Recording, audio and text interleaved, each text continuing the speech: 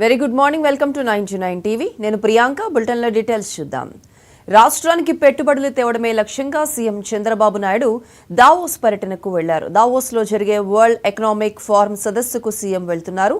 సోమవారం నుంచి శుక్రవారం వరకు సాగే ఈ పర్యటనలో దిగ్గజ పారిశ్రామికవేత్తల వరుస భేటీలతో సీఎం బిజీగా గడపనున్నారు. బ్రాండ్ ఏపీ ప్రమోషన్ పేరుతో దావోస్లో సీఎం బృందం 5 రోజుల పాటు పర్యటించనుంది. సీఎం చంద్రబాబు వెంట ఐటీ శాఖ మంత్రి నారా లోకేష్, పరిశ్రమల శాఖ మంత్రి టీజీ భరత్, ఈడీబీ అధికారులు ఉన్నారు.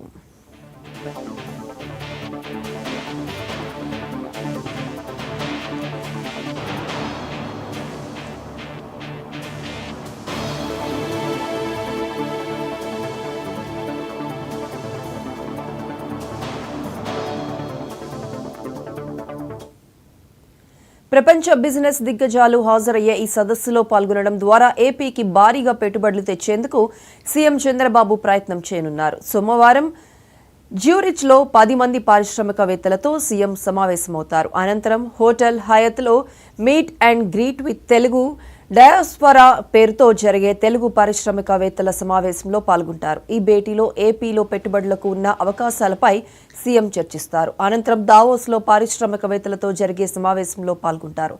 రాత్రి Arcelor Mittal executive chairman Lakshmi మిత్తల్తో చంద్రబాబు ప్రత్యేకంగా సమావేశం కానున్నారు.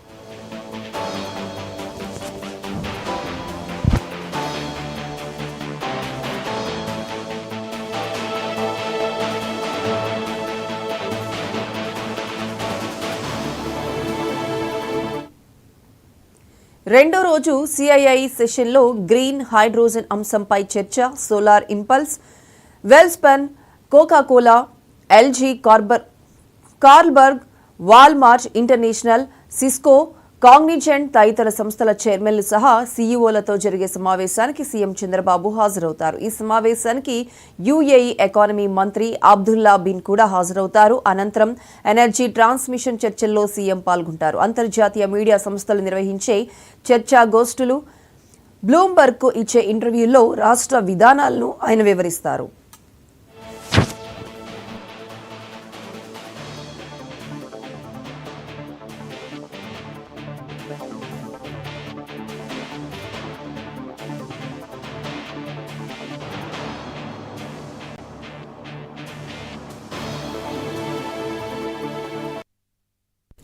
దావోస్ సదస్సులో భాగంగా 3వ రోజు అగ్రశ్రేణి పారిశ్రామికవేత్తలతో సీఎం చంద్రబాబు సమావేశం కానున్నారు. రోజుకు కనీసం 10కి పైగా భేటీలు, సమావేశాల్లో చంద్రబాబు పాల్గొంటారు. 4వ రోజు ఉదయం సీఎం జ్యూరిచ్ చేరుకుని అక్కడి నుంచి భారత్కు తిరుగు పయనమవుతారు. ఇక ఏపీ రాష్ట్రాన్ని మళ్లీ అంతర్జాతీయ పెట్టుబడులకు గమ్యస్థానంగా మారుస్తామని సీఎం దావోస్కు వెళ్లే ముందు ఎక్స్లో పేర్కొన్నారు.